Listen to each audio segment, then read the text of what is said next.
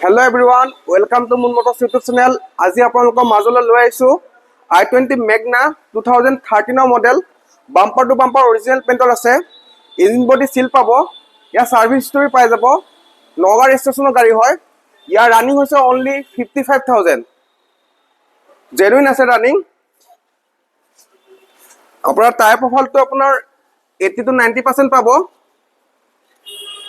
গাড়ী আপোনাৰ অৰিজিনেল পেইণ্টত আছে সাৰ্ভিস হিষ্টৰী পাই যাব ইয়া আস্কিং আছে আপোনাৰ 270 অন টেবল নেগোচিয়েবল হ'ব